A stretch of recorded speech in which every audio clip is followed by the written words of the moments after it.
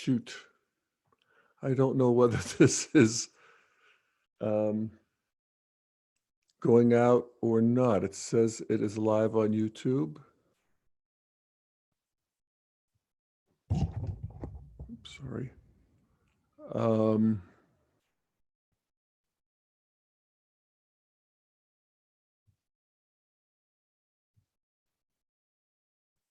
Let's see.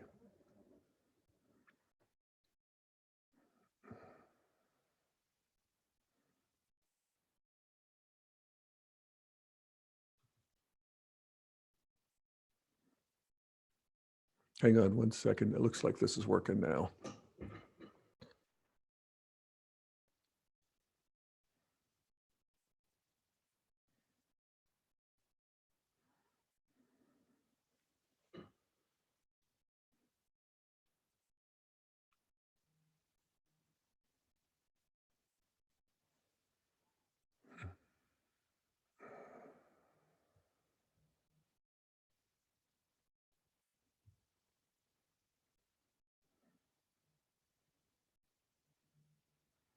I don't know whether it's working or not. Anyway, I'm going to assume it is. How about that?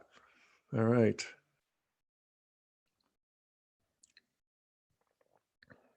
Well, hey, folks. Jeff Salzman here, and welcome to the Daily Evolver. Today, my guest is Fleet Maull, a criminal justice reformer and integralist who is doing amazing work and who has an amazing story.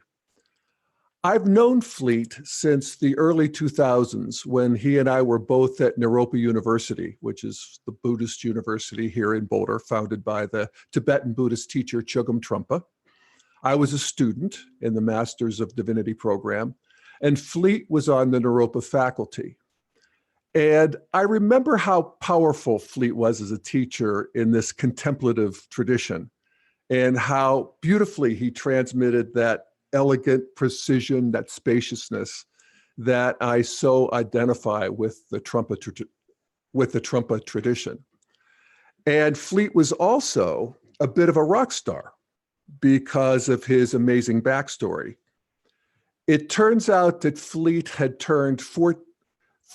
served 14 years in prison for drug trafficking. He had been a student of Trungpa's at the time, and to us, he was a living exemplar of one of the core teachings of Trungpa, which is that the unwanted material of your life is your portal to transformation. And that certainly was true of Fleet and for countless others because of his work while behind bars and since. And he started as a meditation teacher in prison and quickly founded the Prison Mindfulness Institute and the Prison Hospice Association, whose work continues to this day. And Fleet has just released a new book. It's called Radical Responsibility: How to Move Beyond Blame, Fearlessly Live Your Highest Purpose, and Become an Unstoppable Force for Good, where he transmits the teachings of his decades of work with himself, of course, but also with the countless people who are, the lowest of the low in our prisons, and has done such good and continues to. And I caught up with Fleet yesterday as he took a break from an in-depth training program that he and his team are doing in Ottawa, Canada for law enforcement and corrections officers. And we start our conversation with Fleet describing his thinking on prison reform. So here's my conversation with Fleet Maull.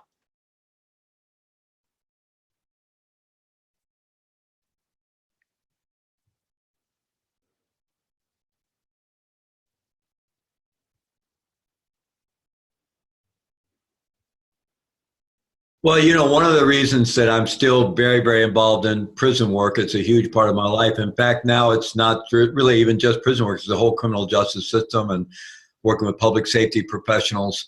But one of the reasons I'm so dedicated to it is that my prison time ended up being a really, I mean, a tough journey, but a really incredibly transformative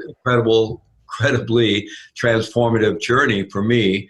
But I was very fortunate. I came into prison with a lot of skills, a lot of background. I already had a master's degree in contemplative psychotherapy from Europa University. I had a lot of training. I'd been trained as a meditation teacher for 10 years already. And that begs the question, why was I such a knucklehead to end up in prison? But suffice it to say, I was caught up in a lot of stuff from the 60s going forward, and I hadn't managed to untangle it yet. And so I kept this whole secret life going, and it caught up with me, and I was trying to extricate myself from it. But before I managed to do that, others continued to work, and I got indicted. And so anyway, I earned my way into a 14-year federal prison sabbatical of sorts.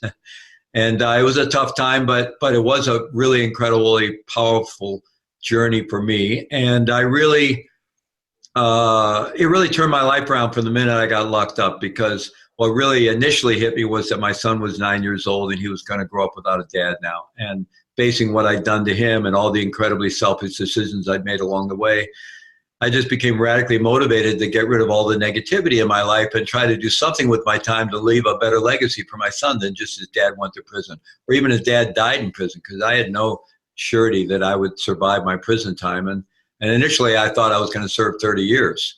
So, because I was sentenced to 30 years, no parole. Later on appeal, it took my appeal about 3 years to go through the courts. They knocked off one count, which reduced the aggregate sentence to 25.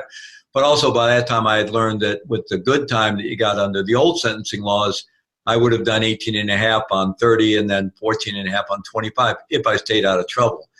Well, unfortunately, for people sentenced since 87, they get very little good time anymore. But I was fortunate that back then you got a lot of good time that they could take away from you if you get in trouble, but if you managed to stay out of trouble, you had that. So at any rate, I just really wanted to do something to serve. And I had the example of Trungpa Rinpoche, who for me was a human being who just 24/7 lived in service of humanity. It's all he cared about, was bringing awakening to humanity. And so here I was, somehow I'd conspired with, the world to get myself into this place. And it was very much a hell realm. And so how could I show up and serve? So I really became dedicated to a life of practice and service, and that just naturally continued when I got out. And because I'd been in that world long enough, all the people I was in prison with, a lot of whom, were not fun to be in prison with, but nonetheless, they became my brothers, and so really anybody that's incarcerated in the world, I really feel a kinship with. And for those of you who are listening or watching live, I meant to say that I didn't get this edited yet, so there are a few little bumps and glitches, which I hope you'll forgive. All right, back to Fleet. And feel an obligation to bring the work back and benefit others, because, like I said, I came in with a lot of skills. For most people, prison just makes them worse. People come out of prison, broken and bitter and more angry and more dysfunctional often. And I was lucky. It transformed me, but, I came in with the resources to do that. So that's one of the reasons I'm dedicated to bringing it back. And actually, I'm really excited these days that most of my personal work, even though our organizations are very involved in bringing the work to prisoners, both at risk, incarcerated, and reentering adults and youth. But my personal work is a lot working with correctional officers, probation and parole officers, police, other law enforcement these days. And for me, it's I feel that's another way to give back, because I really, there were, of course, times as a prisoner that I wasn't so happy about the way the guards acted. But, they're human beings. They're all human beings. And it's just a place of suffering. And I really see that the way to transform it is to get our arms around it and get some healthy skills into the whole world. Yeah. And also those guards, for better or worse, they helped keep me alive for 14 years so I could do my work. Yeah. Well, you talk about looking at, your work around prisons and radical responsibility in general as an approach to personal and social transformation from an integral perspective. Mm-hmm. So how would you contextualize what you're doing? What's going on here evolutionarily? What's next? It seems, I would also say that there's a lot of attention to prison reform these days. And are things moving? What do you see there? Well, I think that really began with the economic collapse in 2008. The prison industrial complex had just been growing unchecked, and prison building boom all over the country, and the surging growth of the private corrections industry, and criminal justice becoming an $80 billion self-perpetuating industry. So, but then the state started running out of money. The state started going bankrupt. And that really was the kind of party was over. And states had to start backtracking. They realized they couldn't just keep building prisons. And so it kind of took the steam away from some of the lobbyists that were driving that industry. A lot of the private corrections industry started focusing in the global south. Unfortunately, just like, when the cigarette industry couldn't sell cigarettes in the US anymore, they're selling them everywhere else in the world, the tobacco industry. So similar with the private corrections industry. So, that created a real opening and a real shift. And we started to see, signs in the Obama administration of interest in criminal justice reform. We also started seeing signs on both sides of the aisle that there was a realization that this system was broken, that it was unsustainable. From the right, maybe they see it. In fact, I remember an article, I won't be able to remember the name, but there was a law professor from Texas somewhere, long-haired, probably baby boomer law professor from Texas somewhere, who strong criminal justice reform advocate, and he had hooked up with some Tea Party folks, and they were both they found an alignment of issues there, because for the Tea Party folks, the criminal justice system, and especially our prison system, was just another big government boondoggle, right? And spending money and unsustainable. So that kind of evolved to where a lot of interest on both the right and the left. There's been some major foundations. The Koch brothers foundations have been involved with some more progressive foundations. And so there seems to be this broad bipartisan interest in criminal justice reform for different reasons. On one side, it's often more for humanitarian reasons. On another side, often more for economic reasons. But I think there is a shared humanitarian interest on both sides, and a realization that, when Eric Holder pronounced that mass incarceration is not only an economic failure and a policy failure, but it's a complete moral failure. And I think that really struck a chord with a lot of people. So I think there's, unfortunately, with the Trump administration, that's gone backwards a little bit, but then he turned around and signed on to some criminal justice reform. So who knows? Maybe Trump will be the hero of criminal justice reform. Kim Kardashian help him along or something? Yeah, it's some weird thing, but who knows, Yeah, but whatever, we'll take the gain. Yeah. Recently, there's a new NGO of some kind got started. Jay-Z and another well-known rapper. I'm not that up on the latest. I didn't recognize the other guy's name, but a lot of people do, and probably think I'm, really old and clueless for not recognizing the other name. But I know who Jay-Z is. I'm not that clueless. And at any rate, they and others donated $50 million to a new NGO and recruited Van Jones to be its CEO. That's going to be involved in criminal justice reform and focusing a lot on probation and parole issues, and the way people are just set up to be in cycles of failure through the way the probation and parole system is structured in many places. Yeah, interesting. I think the other rapper is Meek Mill. You're right. A lot of people know about Meek Mill. I don't, but I don't. A lot of people do. Yeah. I just really dated myself. But, I think there is that interest, but I really do think it economically ran out of gas, the prison industrial complex. That's what I think created the shift. Thank goodness. Because, prior to that, in the work we're doing, we always knew we were doing great work. Great work. We're doing good work and bringing a lot of transformation to a lot of people. But it really felt like lighting candles in the darkness, because it really seemed like the whole criminal justice system and prison industrial complex and so forth was just kind of getting darker and darker, really, for many years. And very much felt like pushing a big boulder up a very steep hill with a lot of support. And then things started to shift. And, I have felt very positive, really, for the last, even 5, 6, 7 years. Like, I really see some light at the end of the tunnel. And I'm an optimist by nature anyway. There's still a lot. I mean, even though there's been this positive shift. There hasn't really been a lot of legislative change yet. There Hmm. really hasn't been much sentencing reform, really substantial sentencing reform. But nonetheless, I'm much more optimistic than I've ever been. And I think there's a real recognition that that the drug war and mass incarceration are, just obviously failed policies, and that we can find a better way. So is that what you're seeing in terms of the movement, is just the sort of the realization among the general public about the failures and, the moral failures and so forth of the prison system, or also, the work inside the prisons? Mm-hmm. And is that catching on, or is there, I said, Well, it's always been there. There's been good work going on in prisons for a long, long time, and but it's sporadic. And good programs get started, then they don't get funded, or there's a change of administration. So it's here, there, and it's all funded from the outside. The government really doesn't put money into it, or hasn't much. So it's mostly volunteer organizations coming in, and with various kinds of funding, foundations and grassroots donors and so forth. And but what a lot of people don't realize is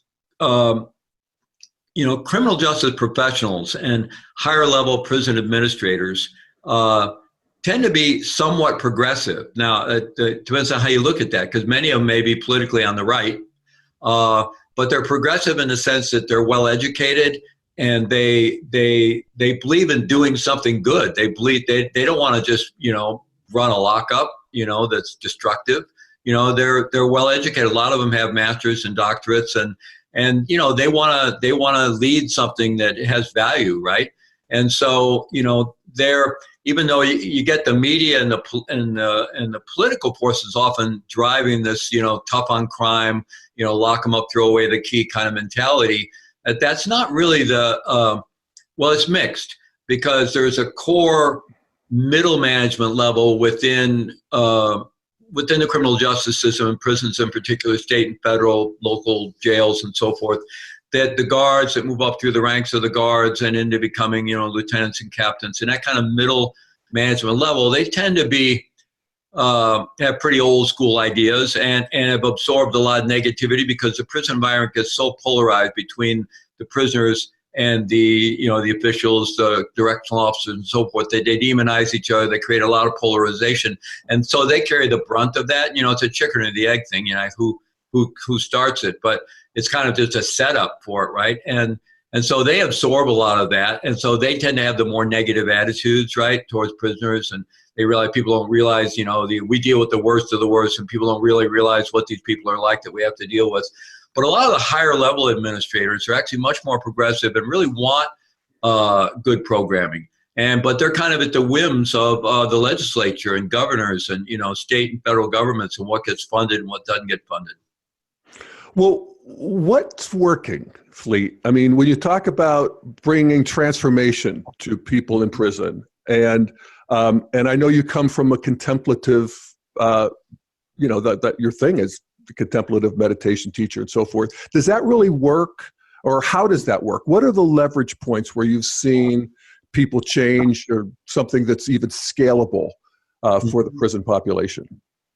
Yeah, I don't think there's one single answer or a silver bullet, but I think with all human beings, giving people basic self-regulation skills. So, a lot of the mindfulness work and mindfulness-based self-regulation skills, and giving them even the insight that you can put yourself more in the driver's seat of your own life. You can self-regulate. You don't have to be a victim of your conditioning and your surroundings.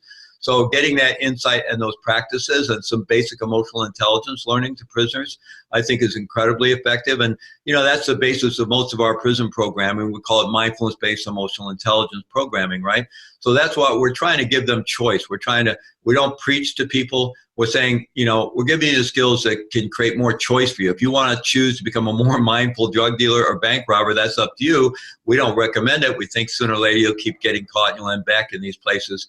But really, most people, when they really start, awakening in whatever level, they start, being less inclined towards that and thinking a little more long term.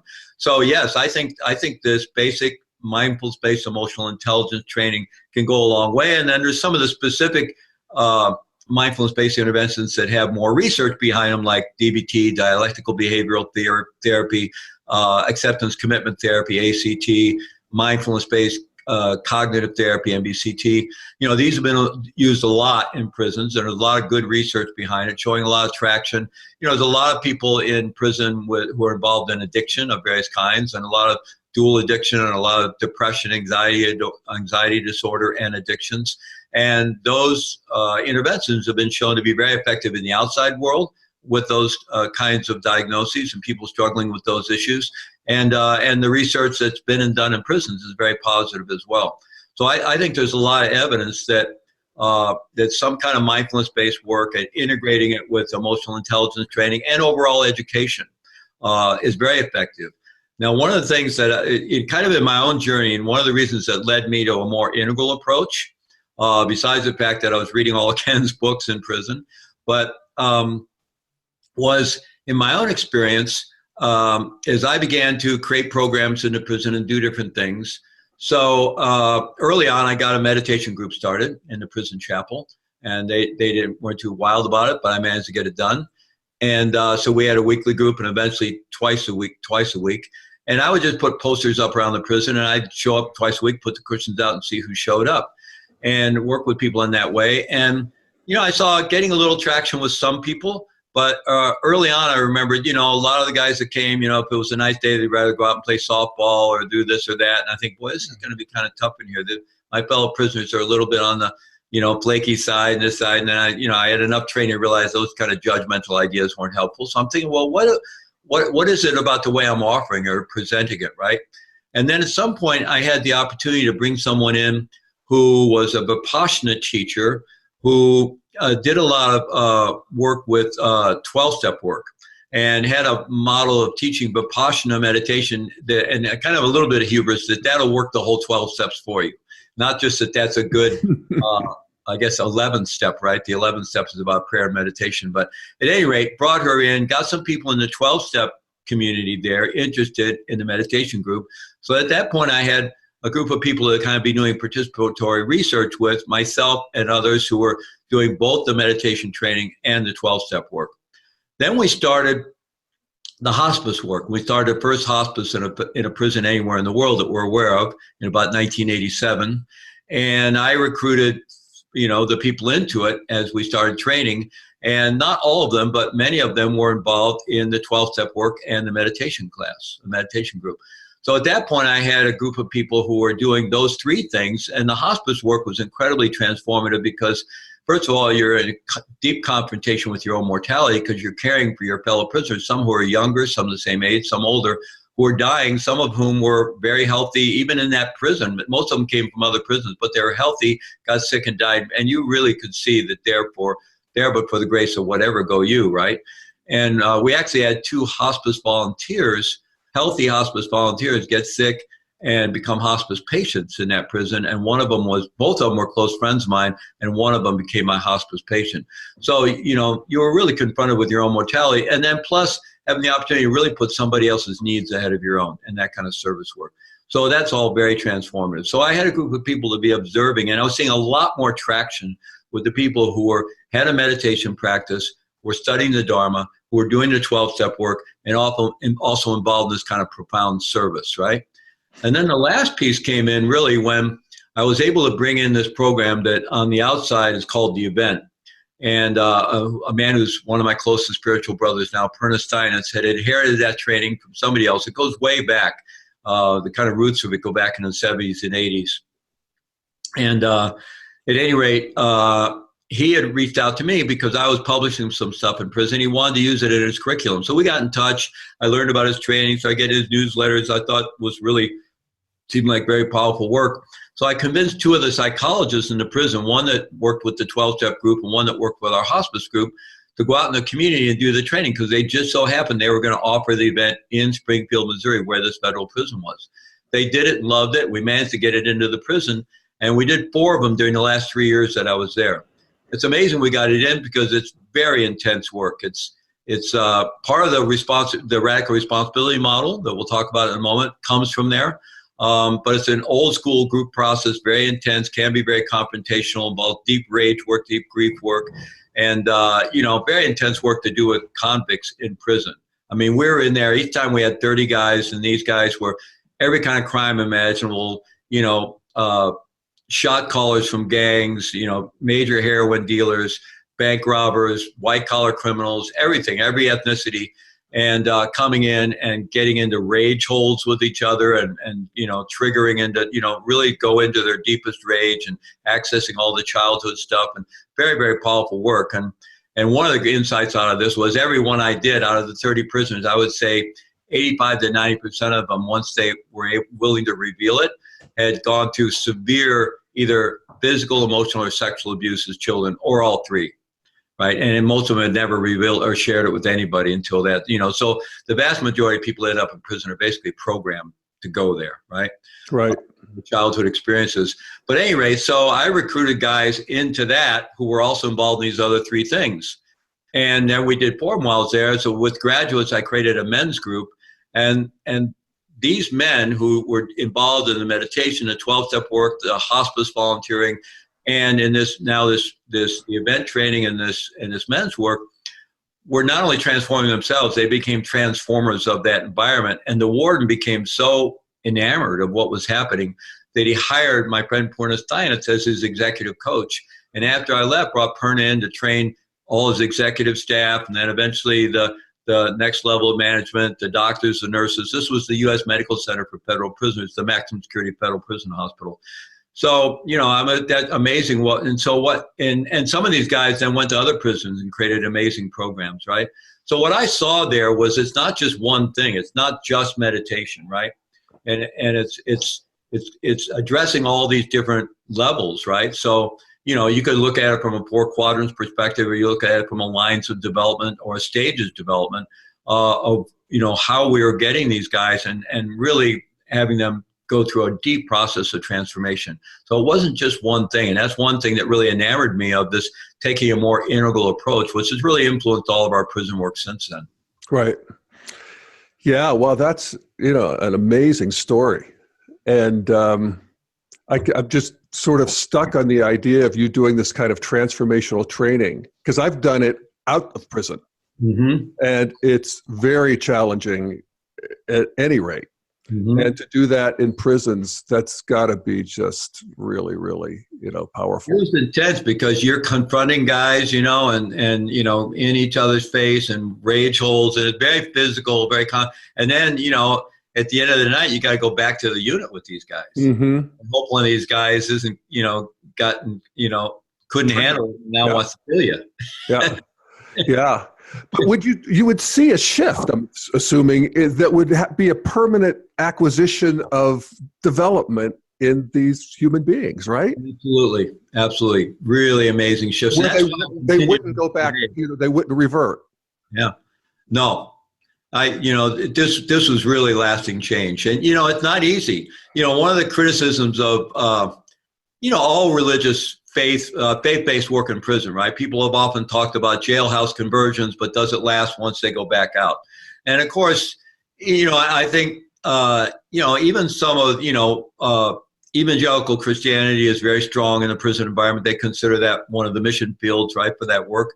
Some of the Black Muslim groups are very dominant in the prison setting. And some of the guys that get into this, they get very religious, they get very, in some ways, I think probably some guys are saved that way. It does get them out of their craziness and out of the criminal lifestyle and into something different. The problem is when they get out, if they can't find some way to get into that same world and that same structure, I think it's very likely to fall apart on them, because it's like they're being held by a faith and a structure and a certain worldview that makes sense as long as they're in that community in the prison. They're in that small Christian community. They're going to the services, or they're in that Muslim community, and they're getting a lot of reinforcement, and there's a lot of identity and group, and if they can't reach that on the outside, it falls apart pretty quickly, because there may not have been, a really thorough context shift. Right. Would you say that the work you were doing did provide more of a thorough context shift? Absolutely. Yeah, absolutely. I think that was completely it. And for me, it was amazing. Before I landed in prison, like I went through a 3-year clinical training program at Naropa, during which every semester I was in some kind of deep group therapy, Gestalt work and psychodynamic group therapy and TA and Tavistock model and all kinds of stuff, really intense stuff. And then I spent 4 months in a therapeutic community as part of the degree. And, I've been trained in meditation and Tibetan Buddhism, done a lot of work, a lot of retreats, a lot of solitary retreats. And then in prison, I was really working on myself very intensively, right? And I didn't do my first event until, probably it was about 95 or 96, just 3 or 4 years before I got out. And it was in that first event that I saw so clearly that on some level, everything I was doing was to some degree still influenced by and conflated with my basic mom and dad stuff. That wasn't changed. Just the unfulfilled needs of my childhood was still driving, and it was insulting to see it. It was like I was absolutely shocked and insulted, but it was really the beginning of a whole nother level of liberation. And ever since then, I've just been hungry to see any layer and just keep peeling back the layers of that, right? And so it was a whole nother level of work, which for some reason I hadn't really directly accessed before. Wow. Now, is the work you were doing then, has that continued in any way? Yeah, I'm not sure which part, but if you're talking about the event, I still lead the event. I got out. And my friend Perna used to lead 20 events a year over the U.S. and Europe, and had big follow-up programs. But in prison. No, this was outside of prison. Oh, outside of prisons, right. Outside of prison. And he brought into prison with me, and then eventually they decided to move to Scott Peck's model in prison of the community building process. So they continued for a while, and then somebody took that work forward. But he kind of retired from the event, but I said, no, you got it. When my friend Kate Crisp and I started the Peacemaker community in Boulder, the Peacemaker Institute, and we developed this integral what is it called? The Integral Peacemaker Training, right? The Integral Peacemaker, which was an integrally based leadership training for social activists, social entrepreneurs, and it was structured around the 4 quadrants, and we had 4 separate trainings structured around the 4 quadrants, and it was a year-long program, and it was a great program. We had several thousand people go through it over about 7 or 8 years, and I really wanted people who were going to get involved in social justice work, activism, to be clear about their own stuff, right? So they're not just projecting their own, mom and dad issues out on the people that they're not happy with in the world. And so I convinced my friend Perna to keep leading one event a year with me. So he and I did one a year for quite a few years through the Peacemaker Institute.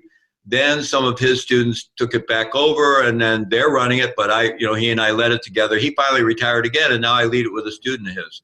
And now we do 2 a year. So I'm still leading that work. It's very intense work. And every year when I'm about to lead another one, I think, oh my God, this is crazy. I can't believe I still do this.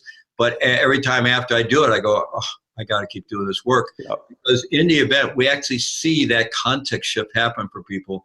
And we see the link break between, what they got from their, whatever happened in their childhoods. It's amazing. Every event, it's self-selecting. We don't advertise so much. We put out through a lot of networks. It's kind of word of mouth. And so it's self-selecting in a way, but the people that come in every year, the level of childhood sex abuse that's in that room is just heartbreaking. And so there's just all this stuff. And, we just pass this on. We pass this on and pass it on. So I get to see that link break. And I know that these people are not going to be passing this on to their kids or their coworkers or their employees or whoever. And it's so powerful to see that I'm just every time I complete leading one, I'm just going, okay, I have to keep doing this. Yeah, no, that's beautiful. And that link does break, doesn't it? Mm-hmm. And we are liberated. Yeah. From that, at least. Yeah, from that, at least. Yeah. So that leads me to, the sort of a bigger scope of your work now, which is, I guess it would be summed up in your book, Radical Responsibility. Mm-hmm. And this is a new book, and I assume it is the culmination of your wisdom. And so why don't we take a look at that and how it would relate more in a general way to all of the polarization and consternation that we find in our culture and in our lives. And Yeah, start there. Absolutely. Yeah. So it is. I don't know about the wisdom, but it's the sum of my experience over the last 30 years, and I've been working very intensely on it for about 10 years, and especially the last 2 years. I'm very happy to see it finally coming out, and it's called Radical Responsibility: How to Move Beyond Blame, Fearlessly Live Your Highest Purpose, and Become Unstoppable Force for Good. And it's really meant to be an integration of personal and collective responsibility. The first book focuses more on the personal responsibility side because that's the foundation. I hope to be able to get a second book out that will be Radical Responsibility. I don't know what the actual title, but it'll be focused on social justice, social transformation. And what I mean by radical responsibility, the way I usually describe it, is voluntarily embracing 100% responsibility for each and every circumstance we face day in and day out. Internal circumstances within ourselves and the circumstances around the world. Around us that we experience in the world. And, that's when you think about it, it's a pretty radical idea because mostly, anytime we're unhappy with stuff, we're attributing the causation to people and things outside of ourselves. And it seems very compelling and we get involved in a lot of blame. And our whole culture, I think, is very, really driven by a lot of shame and blame in our culture. And it's very detrimental. And I think it goes back to some of the Calvinist roots of the religious culture of this country and the idea of a flawed nature of humanity. So if human beings are dangerous and flawed, then absent some coercive force of shaming or incarceration or whatever, you can't trust people and they won't behave well, right? So I think it's just embedded throughout our whole culture in so many ways.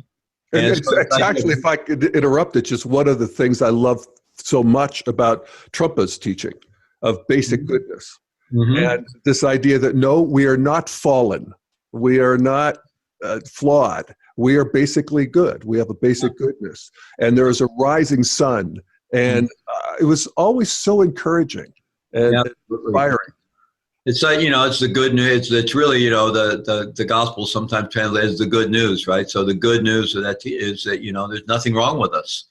That, under all the surface stuff that we all have, the conditioning and all the fear-based stuff that we've inherited, underneath all that, there's a level of our being that's unstained and completely workable and whole, and we have this innate basic goodness. So it's an incredibly powerful message. And really, for me, it is the cross-cultural consensus over several thousand years. It's really a minority view. This thing of the flawed nature of humanity is a very minority view cross-culturally and over the millennia that became dominant in Western culture.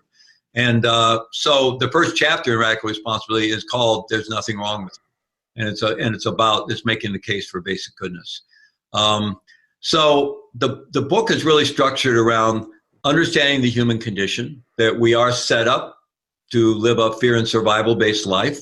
That job one for any species is survival. And so what is our neurobiology set up to pay attention to? Threat, right? And so, absent some skill to do otherwise, we tend to be driven by fear-based psychology. And we know from the negativity bias and things like that, that our long-term memory ends up being mostly full of fear and negativity and so forth. Like Rick Hansen kind of summarizes it beautifully, saying that our neurobiology, our brain set up to act like Velcro for negativity and Teflon for positivity, right? So that's what's in there. That's what drives us. It's what drives the culture.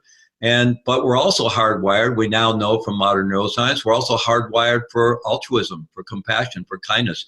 We get all kinds of neurobiological payoffs when we act altruistically, right? So we have the ability to rise above that fear-based conditioning. So in the book, we start off with, making the case for basic goodness as the ground.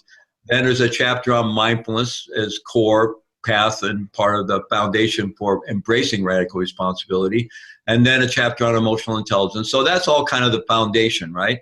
And then I go into talking about the human condition and helping people understand how we got to where we are. Really, I like, part of my goal there is for people to become what Tony Robbins calls practical psychologists, right? We don't have to get a degree, but do we understand enough about how all this works so that we can actually have more agency over our lives, right? Do we understand enough about our own psychology and the psychology of how human beings interact that we can be more skillful with ourselves and with others? So I try to help people really understand the human condition as it is, and then really talk about the neuroscience around how we can change that, how we can supersede that fear-based conditioning, and how we can actually change the brain. And then I go into the actual radical responsibility model, which I teach experientially, and which is really understanding the victim mindset, what drives that, how that operates psychologically, and then what the shift is to ownership. And one of the key distinctions that I'm making throughout the book is a distinction between ownership and blame. Because to get radical responsibility, you have to be able to step out of the paradigm of blame. You know, we've all been enculturated when something goes down, somebody's got to be blamed, right? And so I've been blamed enough in my life. I've experienced enough shame. I don't want any more. So anything happens, I'm going to deflect it out immediately, right? And so we instinctually blame. It's very human. We all have this tender, vulnerable place. And when anything happens, we want to shift the blame. So, but there is another alternative, right? And so ownership is not for the purpose of self-blame. Part of it may be looking into circumstances we face and see, do we have any part in creating those or manifesting or just allowing them to be? But that's not for self-blame. That's just if I see how things unfold, that gives me the opportunity to make different choices and get different results, right? Whether I see that I just allowed something or even that I could have prevented it if I'd known, or at least if I recognize this pattern next time, maybe I could do something different. Or maybe I see that I actually completely set the whole thing up. Or it's a manifestation of some underlying life script I've got going on from my childhood or whatever. But then there may be situations where I can't see there's nothing I could have done, and I don't see that I had any role in creating this. Well, it's still at that point, okay, what are my choices, right? Because no matter what happened to me and how unjust it may be, at some point, my destiny is going to be determined how I react or respond to that circumstance. And so can I empower myself to live a choice? And it's all grounded completely in a model of self-compassion and compassion for others. So this is not about feeling bad about getting stuck in the victim mindset or demonizing others for that in any way, shape, or form. But it's just like what works. Mm-hmm. Can we find a way with a lot of self-compassion when we recognize we're stuck there to give ourselves the compassion we need, get the validation that we need, and then go, okay, now what can I do? What can I do to move my life forward in some kind of creative way? And even if it's something really heinous that happened to me, once it happened, even if it's something that should never happen to any human being, and whether I had anything to do with it or not, it shouldn't happen to any human being. But the reality is it's in my life now. And I'm either going to let it take me down or I'm going to find some way to move forward. And that may require almost a heroic effort to do so, but there's countless examples of people in our human history who have done that with just horrific circumstances, right? Yeah.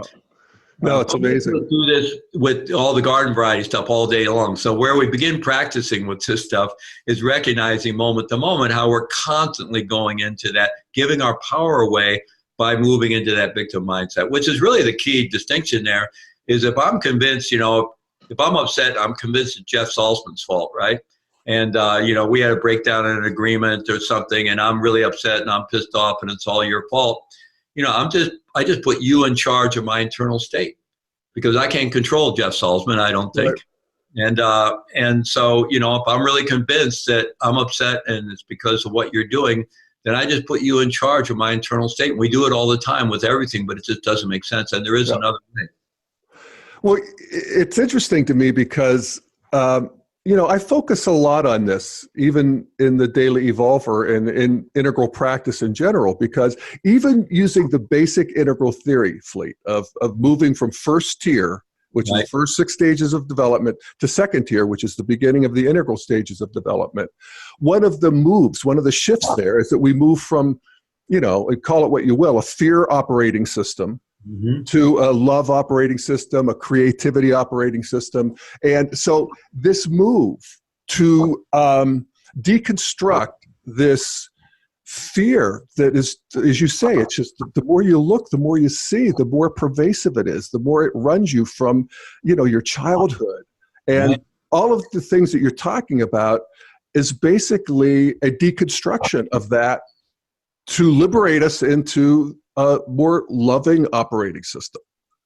And my question is, does that work? We're basically all looking for the technology, and then maybe there are many technologies. I think there are many technologies for doing this, many, practices and methodologies and therapies, and a lot of what has come online in green postmodernism, the therapeutic culture, is about that.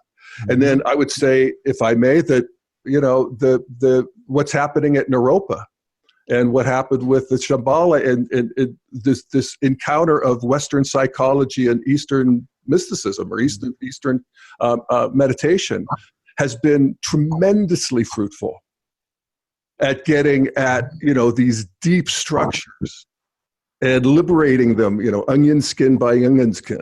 Mm-hmm. Yeah, absolutely. And I think part of what the difference between first and second tier is that those fear-based structures, no matter how kind of enlightened they become, even at the green meme and, and the postmodernist stage, which we're all part of, and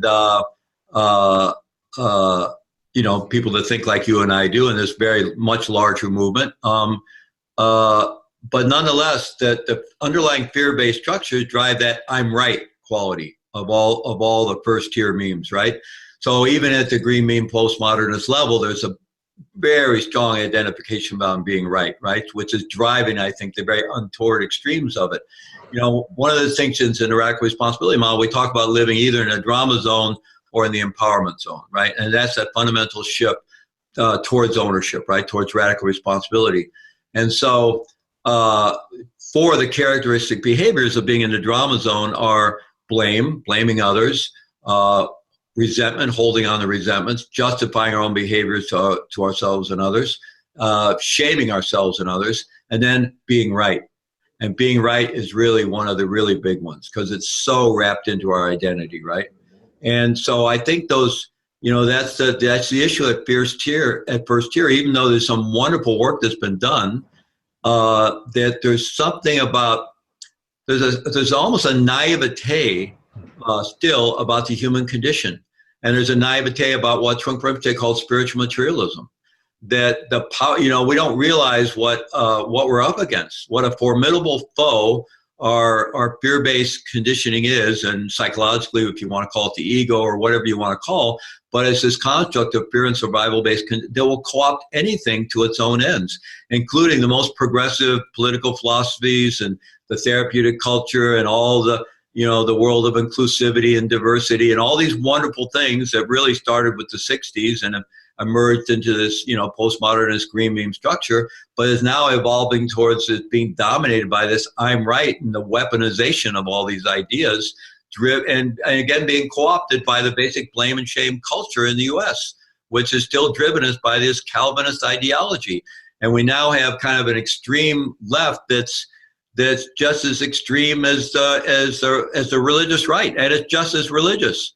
Its religion is called diversity, identity, politics, whatever they want to call it, but it's just as religious as the Christian right. Yep, and just as monoperspectival and first tier. Yeah. I mean, it's really something. And of course, it's more dangerous and hard to deal with in a certain way because it embodies all these wonderful values of postmodernism and all these wonderful things that came out of the 60s, 70s that have come out, but then co-opts it in that direction. So to argue against it, you almost have to argue against what you believe in. Yeah.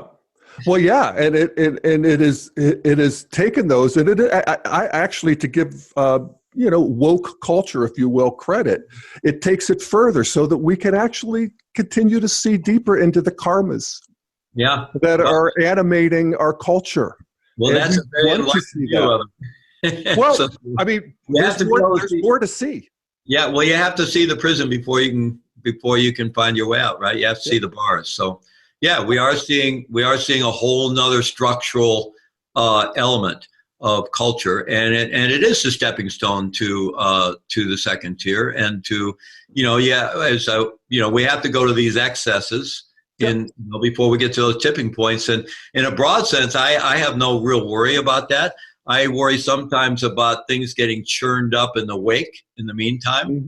Mm-hmm. Even some of the organizations and culture I'm involved in, it's a very difficult place to be right now. And I worry about whether some things will survive that way, even though I fully trust that over a couple of decades, we're going to move into second tier. Yeah. Yeah, I do too. But, it ain't pretty in the meantime. No. But, that's what we're doing here is trying to find that new integration. Mm-hmm. And when you talk about not being right, that's really somehow strikes me as a key piece of it. And I think, if I look at myself, I'm pretty comfortable that I'm right about the idea of evolution and that sort of thing and whatever.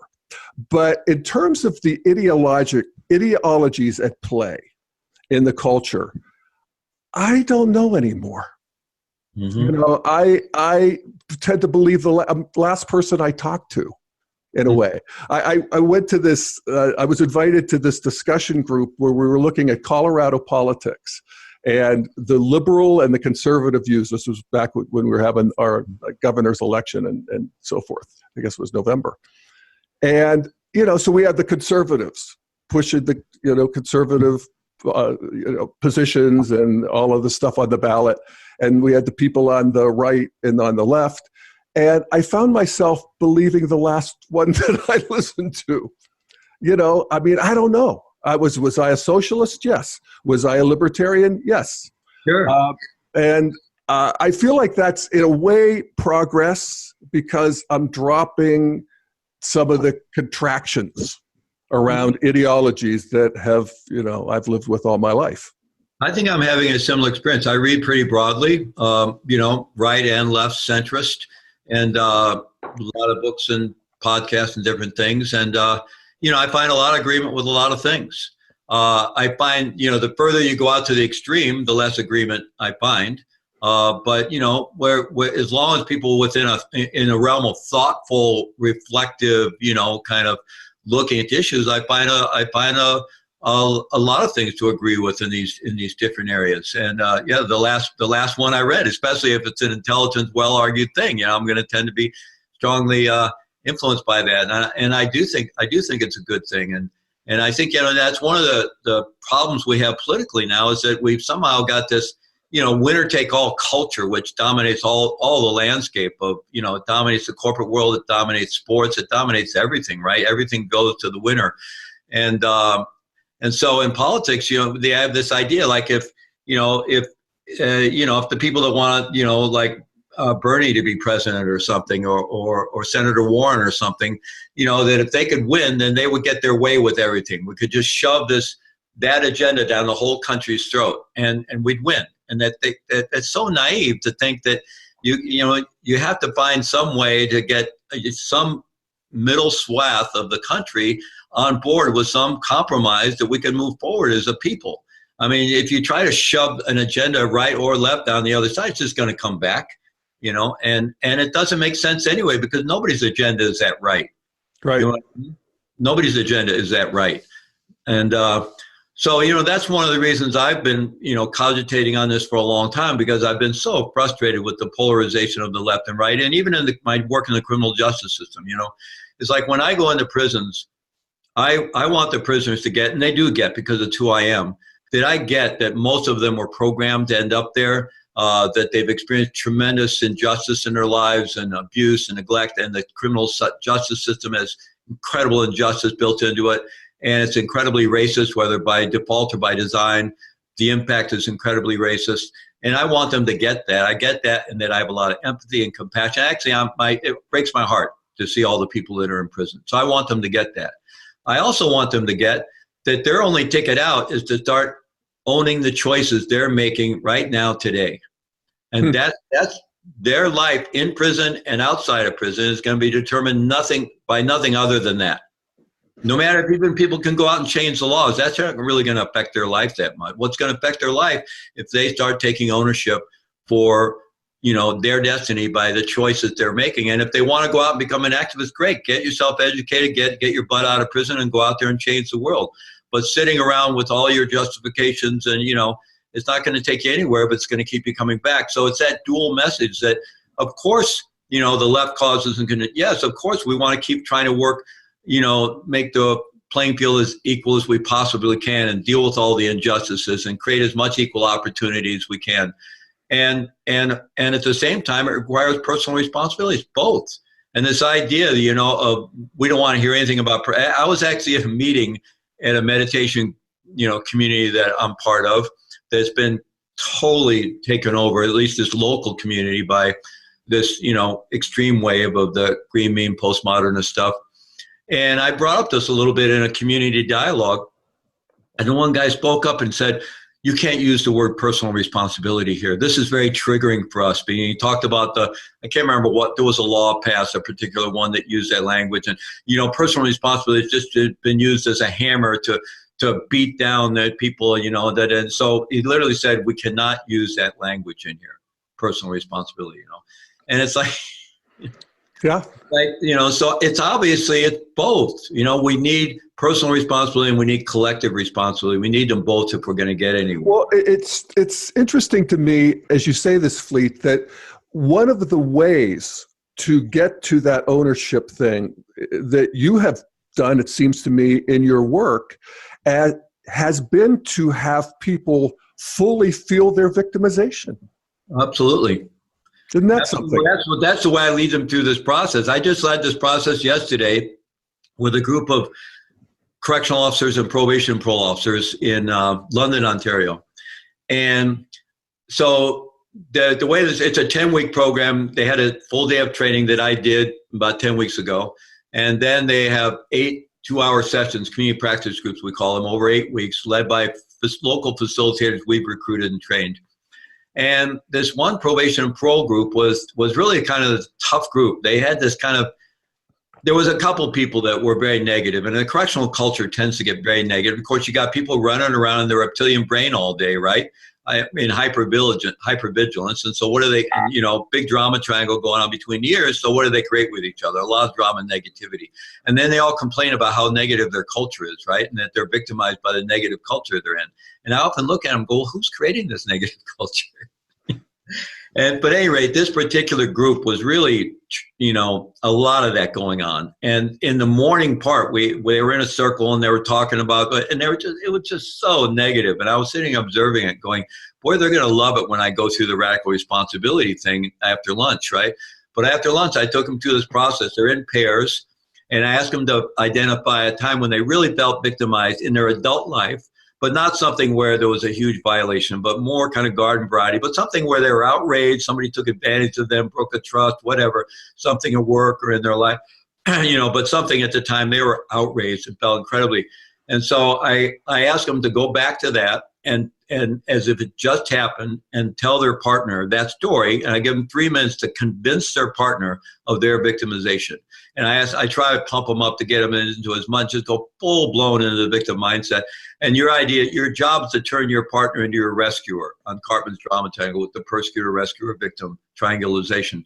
And so they go into it, right? And both do it. I get them go both ways. And then I surface what are the themes that come out of that. So, betrayal, injustice, abuse of power, other people's incompetence, other people's deception and dishonesty, being unseen, unvalued, all that kind of stuff. And then I said, okay, what were the feelings that were there when you went through that? And so shock and disbelief, rage, hurt, disappointment, anger, shame, overwhelmed, despair, hopelessness, helpless, powerless, all these kind of things, right? So I surface all that and I get that up on a board. And then I ask them, okay, now we're going to go back and do something more difficult. We're going to go back and revisit those same circumstances, and you're going to tell the ownership version of that story, And to help them, I say, okay, we're going to use this little rubric called CPA. So like Certified Public Accountant. So I say, look back and see if there's any way you can see you caused it or at least contributed to it, that situation. Or is there any way you promoted it? Like there's some way you're setting yourself up for this. It's a life pattern that keeps recurring to you, and there's some way that you're kind of setting yourself up for it. Or at the very least, did you allow it just by not paying attention or not listening to that little voice in the back of your head? Or maybe you didn't have good boundaries. You didn't speak up for yourself, or you were naive, or whatever, right? So I get them to do that, and they both do the ownership story, and then we surface what comes out of that. So we surface all these things they recognize where they did have a part in something, and most of them are able to recognize something. And then how does it feel different? So there may be some, it may feel challenging, disorienting. If they recognize their part, they may feel some remorse, embarrassment, or regret, but often they feel a sense of relief and clarity and like they're learning something, feel less helpless, more empowered, right? And so enough of that comes out from the group that they see this very clearly. And then I show them these two landscapes. Well, same circumstances, two different very worlds to live in. It would seem that that means there's choice involved.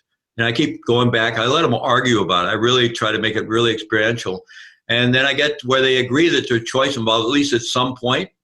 You know, even if it doesn't feel like choice when you're down there, at some point there could be choice, or at some point there is choice. And they argue about the worst case scenarios, and I try to keep them focused on their own thing, but I go to the worst case scenarios. Even I use Viktor Frankl's story of, you know, what he learned being at Auschwitz and the death camp and others, and they bring up their own scenarios. And so they finally get to the place where they agree, yeah, there's choice at some point. Maybe a tough choice, but there's choice. Okay, what does that say about the circumstances? If it doesn't have to be this or have to be this, and we get to this distinction, circumstances are neutral. And they get it, and they see how liberating it is, and they argue with it. And I'll spend a lot of time with the argument around it, and we get to the point of understanding it's not a value statement about the circumstances. Some circumstances are criminal and negligent and unjust and terrible, but it's pointing to the choice aspect.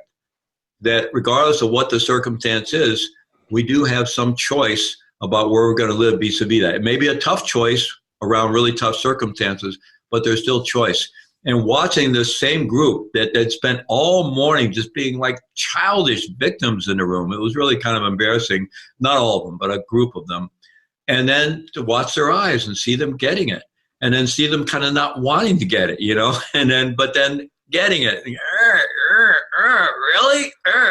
You know, I mean, actually, it's you know, but they get there. They get there, even, you know, and it's really gratifying to see, especially some of the ones that really get it. One of them just popped up and said, that actually takes the power away from the circumstance. Mm-hmm. And I said, yeah, I never actually said it that way. I'm going to use that. Yeah. Well, it's just that integration of interior and exterior, where you realize that reality isn't just what's out there or what's happening. Reality is that, and then it's what I'm doing with it. Yeah. Well, part of it is getting the whole internal landscape exactly, that most of us feel something happens and we have an emotion and they're directly linked, right? You know, somebody says, son, I feel pissed off or whatever, right? It's directly linked. But actually our feelings arise, and we explore this in the book and in these trainings.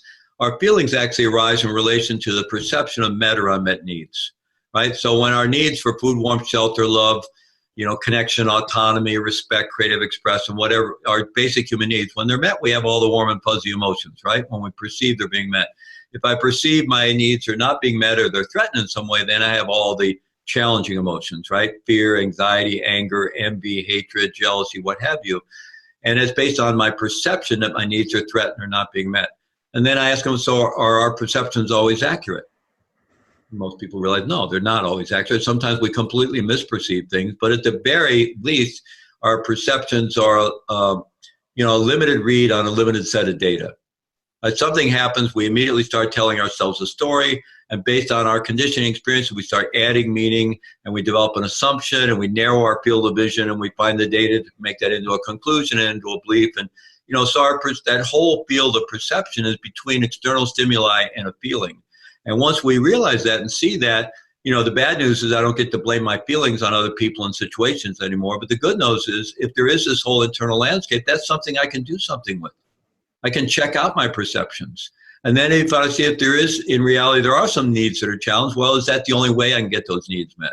Or actually, are those people or groups required to meet that need? You know, what's my expectation? So there's this whole internal landscape that we can then be empowered to have self-agency over, instead of just assuming, you know, when X happens, I have to feel this way. When Y happens, I have to feel this way. That's not a very empowered or free way to live, but that's the way most of us live.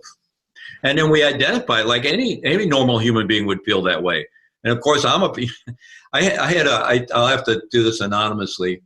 In a recent meditation intensive, a 9-day deep meditation intensive, a session, there was a young person who, during some of the Q&A, it was all silence except there were some talks and Q&A, and kept bringing up some of these kind of typical green meme postmodernist, you know, questions, and I just kind of held my ground. I didn't really argue a lot, but I wasn't, I was kind of implacable in a certain way, but kept an inquiry, really. I kept pushing her back into, or inviting her back into an inquiry about what she was saying. And she obviously was struggling and didn't like it, didn't like the fact that I wasn't just affirming what she was saying, right? So anyway, I didn't know where that was going to go, but we had, at the very end of this retreat, we had this counsel's closing circle, right, where people just shared, their experience. And this person spoke up and suddenly said, I just realized that, I love being offended. I mean, that's my thing, and I'm like a master at being offended. That's all I know. And she's just going for this free, I don't know who I'd be if I wasn't offended. Wow. It was just, everybody just jaws dropped, it was just Wow. and I'm not even doing it justice, it was just came out with such clarity. And she saw that her whole identity was built around being offended about all this stuff, the typical stuff that the green meme would be offended about, right? And she just saw it with such clarity. And it was really kind of amazing. Wow. Yeah, that is so beautiful when that happens. Yeah. And I'm so glad that I didn't really get in, I didn't try to talk her out of what she was thinking or really argue with her. I just didn't go along with it and just kept, putting the ball back into her court with a sense of inquiry, right? Yeah. And not making her wrong at all or anything like that. And so she sat with it for 9 days and suddenly that insight came out. Yeah. Yeah, I like being offended too. And I kind of got to watch it, and I do. And, the more I let people in and the more I see the world as my brothers and sisters, the less offended I am. But boy, that contracts really quickly. Well, I recontracts really quickly. In the last couple of years, I find myself getting offended a lot with kind of what we're talking about, the more extremes of the green meme post-modernist thing. And you're a model for me, for someone who has a more balanced view than I do and sees the good in all of that. I'm trying. I really try to. But I do get I struggle sometimes with the extremes because it just seems like it's overtaken so much of my world of the last couple of years. I feel like I'm almost not welcome in most of the world that I thought was my world, I thought was my tribe. Like I've either kicked myself out of my tribe or somebody else kicked me out of my tribe, but I feel homeless. Well, you're not the first to tell me that story. For people who are working in, the various realms of social justice, that it's a new world there. And it's, there's a totalitarian impulse that is, formidable. And I don't see it because I'm not, I tend to not want to leave the house if possible. But, I'm impressed more and more that, and I guess even evolutionarily speaking, we can see that, the green, postmodern, every stage has its totalitarian impulse. And it's going to have its day, and it's having it. And, I think this presidential campaign will help us metabolize some of it. You had an example with this person at this meditation retreat in real time. So I could see the way beyond it, but it's, like I said, it's ugly in the meantime. And I'm not sure, you and I are going to see the end of it, but yeah, I don't know whether we will or not, but that's why I'm really inspired to try to, without, just getting into a fight. My inspiration is to try to present, at least from my perspective, what's a bigger view, and for me, it really has a lot to do with bringing together the value in both, and the importance, like dealing with causes and conditions and injustice, and working to create, tremendous equality of opportunity is really important. Not equality of outcome, which seems to be what the extreme left wants now. And obviously the only way to enforce that is tyranny. The whole polarity between freedom and equality, you go too far one way or the other and it just doesn't work. So, but then also really what the traditional values of personal responsibility and the importance of that, and bringing those together, because I think bringing those together, we can actually deal with some of the really serious challenges we face. Like dealing with climate change is going to require both personal and collective responsibility. Dealing with really changing the landscape in terms of racism and a lot of the injustices and so forth, requires that. But also it's got to come out of some view, some more positive view, like we actually are better off than we've ever been in so many different ways. And, human evolution is a brutal thing. I mean, we all lived out of the swamp, how many millennia ago, and evolution's a brutal thing. And, we've gotten to a pretty enlightened era in so many ways, and we still have a lot of problems. But we indict humanity over the problems that we have today, and then indict history, and, it's like, it just doesn't make sense. We're constantly indicting ourselves that we're so horrible. Yeah. No. When actually we're doing relatively well if you have any kind of historical perspective or an evolutionary perspective. Yeah.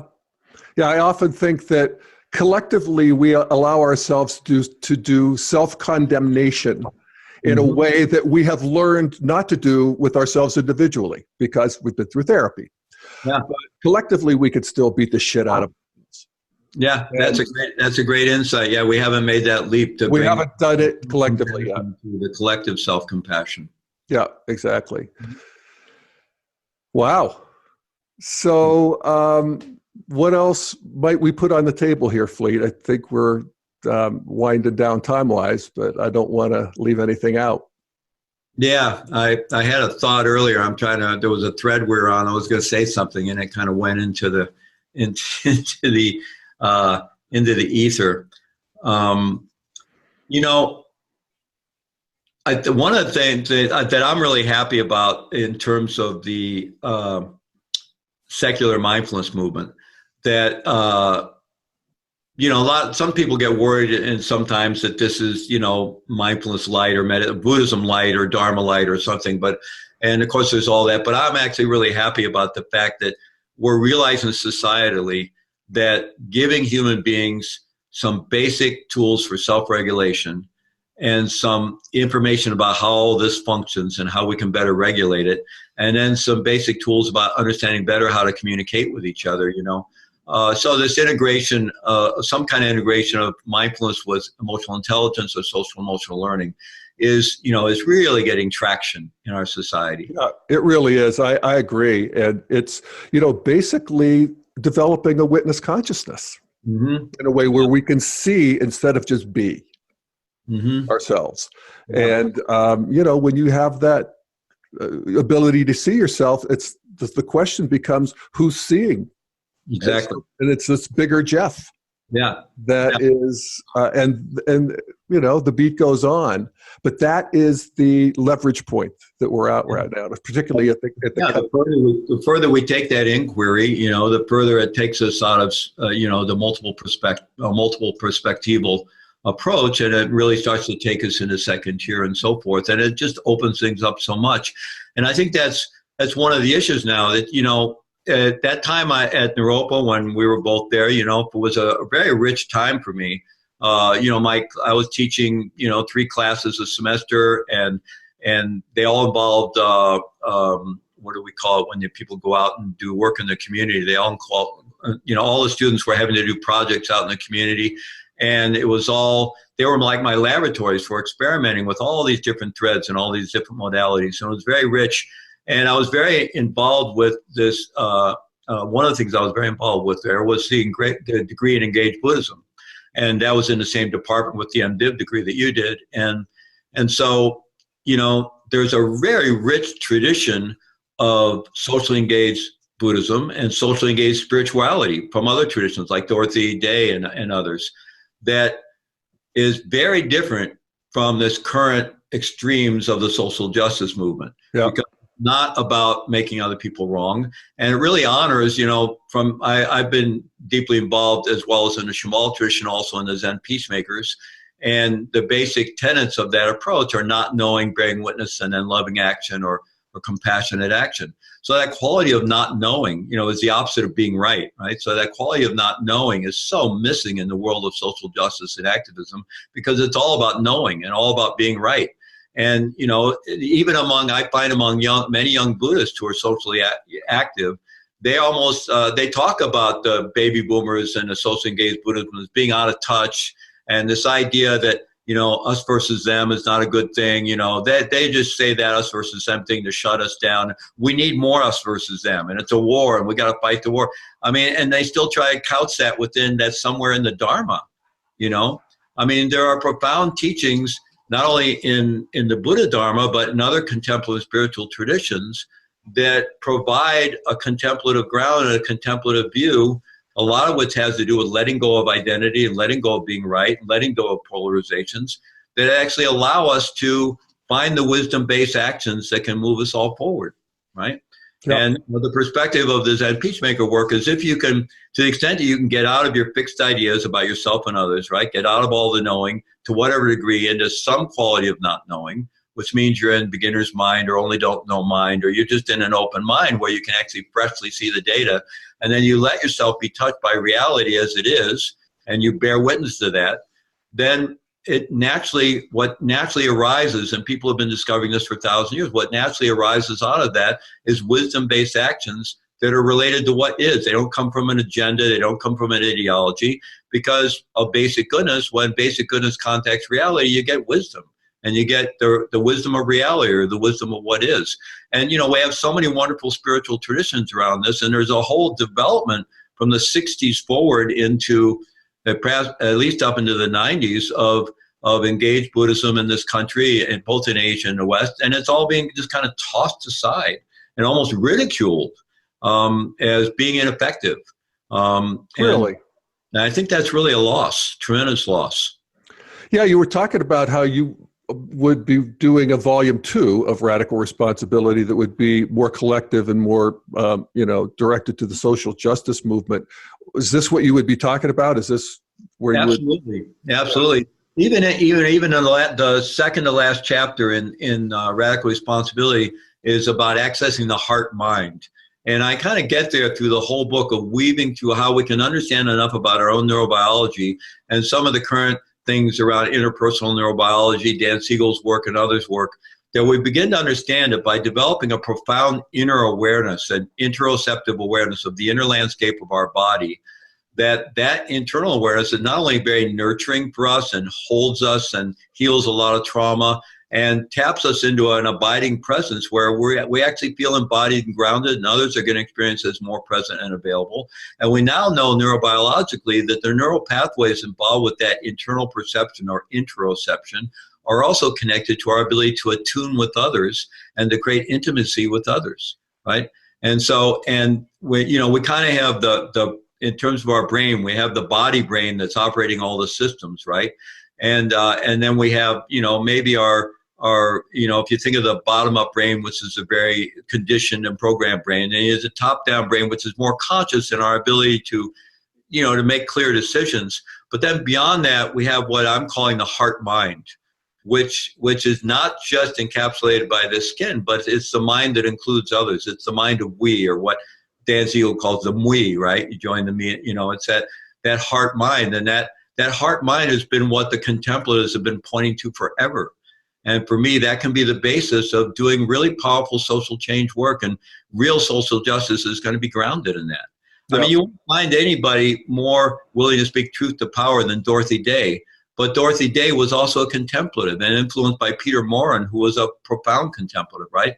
So even though they took a tough stand and a very much, anti-Vatican stand as being, social activist Catholics, they still always had this contemplative ground. They weren't demonizing anyone, right? They were willing to fight, but they weren't demonizing, and they weren't making everybody wrong, and they weren't indicting humanity. They were just working for change and bearing witness to the truth of what is, but from a place of love instead of a place of anger and demonization. Yeah. Wow. That's, yeah. Well, may that be so. Is it true that there are people who sort of get that and still say that there's a place for outrage and anger? And, I think I want to see what's the piece of the truth that the outrage police have. Well, I think there definitely is a place for outrage and anger. There's a place for outrage and anger and heartbreak. It's then what do we do with that? Do we turn that into an identity and then weaponize that identity into this very polarized, divisive kind of warfare? Or do we use that to rouse ourselves to a higher level of vision where we can actually see the way forward? There is something, outrage and anger can be, and, that's been an argument in activism for a long time, and that, activists say, well, if I meditate, you're going to take my anger away. And without anger, it wouldn't fuel my activism, right? And some of the meditators, I don't want to go back to activism. I'll just get all angry again, right? And that the Buddhist Peace Fellowship for years has been trying to, get meditators to become more active and get the activists to meditate, right? Find this middle ground. So, outrage, I think, is very important. But then what do we do with that? Do we turn it into an identity? Just like that young woman in the session, she realized she had turned her, what did I call it? The outrage. Offendedness, which is another form of outrage, into an identity, right? And as soon as we do that, we're obviously not really involved in any kind of transformative process, personal or social, right? So I think there's plenty of room for outrage, but what do we do with that? Do we do that to inspire us, okay, to get into solution-based thinking and really what is it going to take to move our culture forward? All of us, not just the people I agree with. I mean, I don't know if you really get into what, the ideologists on the left say, it's pretty much, if they were to win, the only way they could have their world is if they take everybody that doesn't agree with them and either kill them or send them off to re-education camps, which is what the Maoists did, right? I mean, it's what tyranny people have always done. So, I mean, how do they think? I mean, where's the reflective thinking about how the culture is ever going to, move forward together, right? So I think there's plenty of place for anger and outrage. I think it gets us out of our complacency, right? Yep. And we need to be out of our complacency. Fear is good in the sense that it's intelligent. I mean, we should be fearful about the impact of climate change right now, and it should be shaking us out of our complacency. But that doesn't mean dropping into fear and survival-based, very identity-loaded tactics are going to be the way forward. No, Fleet, you're really just describing this messy and difficult move forward, where we really want to include the juice of all of it, and in a new integration that I don't think we're there yet with. I was very gratified to see that. Ben Jones on CNN has got a new show coming out. I don't know if you've seen the ads. There's something Redemption something, where he's shining a spotlight on restorative justice and in fact, on the victim offender reconciliation models within restorative justice. And, they're going to highlight a few different things and look at it. But in advertising it, what he's talking about is he's saying, our culture's gotten to the place where it's all blame. There's no forgiveness. It's just this call-out culture and blame-based culture. And he says, I just want to bring, something positive, back in for us to focus on, that forgiveness is possible. And he says, not all these situations work out, but, there is something, to be being willing to do that work and the possibilities of forgiveness and the possibilities of love, And I found that phenomenal coming from a guy who's, a strong credentials as an activist and, done amazing work. Well, he's part of this Jay-Z $50 million thing too, right? Isn't he the big director of that? Yeah, I get a great integral vibe from him, and I'm definitely eager to check out that show. Mm-hmm. Yeah. Yeah. There's a polarity that I think the sort of extreme green needs to be aware of, and that's the polarity between grievance and gratitude. Mm-hmm. Is that grievance is one side of the street. We have to see what's wrong and go, and then on the other side, we have to have gratitude. Well, I love Fred Luskin's work around grievance formation. He's a researcher at Stanford University that's done a lot around grievance formation and forgiveness. He's also been very involved in their research around altruism and compassion. And, I don't think he coined this thing, but, the idea that when we hold on to grievances, right, and, who's suffering? Right? Like we're giving somebody free rent in our head. They've moved on, haven't thought about us in 5 years. They're on the beach in Bali somewhere, and I'm chewing away with my grievances and building an identity around it. And who's suffering? I am. or that famous expression, grievances are like taking poison and expecting the other person to die, right? and the other thing he has, I love that he has this idea of unenforceable rules. Like we all have this rule book of all the way other people are supposed to behave. And if they don't, there's hell to pay. And we don't even show them the rule book. And why is it unenforceable? Because you cannot control other people. The only place we have any agency is with ourselves. And that's hard enough, as we all know, right? Yeah. So that's the whole point, is where can we focus to actually move forward together? There's got to be some personal agency involved in it, some kind of personal agency involved in it. And otherwise, if you're just building identities around your grievances, you're just gathering ammunition for warfare. Yep. Well, I forget what poet said that you become a clod of grievances. Yeah, that was the gentleman who was in prison for being a homosexual in England. Was he very famous? Oscar Wilde. Oscar Wilde. It was Oscar Wilde. Yeah, we come. It's a great expression. I've used it before. But yeah, I have too. Well, Fleet, that's a full meal, man. Thank you so much. Well, thank you so much. I really, my partner Sophie and I watch The Daily Evolver a lot, and we really enjoy it. And I really appreciate the work you're doing. Because I really do. You do a great job of getting the integral message out. And it's really integral way of not even getting divisive about integral versus non-integral. I think you really, you really honor that approach of, that we have to meet ourselves and meet everyone else where we all are, and what are the tipping points to just keep moving it forward and evolving, and so I think you model that in a beautiful way. Oh, well, thank you, Fleet. I appreciate that, and appreciate your great work and your great career. And if people are interested in finding out more about you, Fleet Maull, where would they look?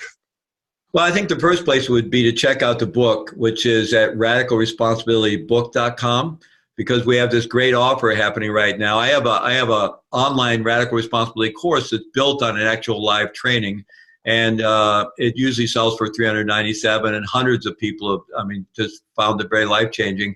So for people that pre-order the book between now and May 13th, they get that course for free. So for the price of the book, you get the course and a book. And you'll find that all the information about the book at radicalresponsibilitybook.com. And then my own website, it's just fleetmaull.com. And if they're interested in the prison work, that's prisonmindfulnessinstitute.org. All right. Well, thank you again, Fleet Maull, for joining us on the Daily Evolver, and thank you, everybody, for watching. See you next time.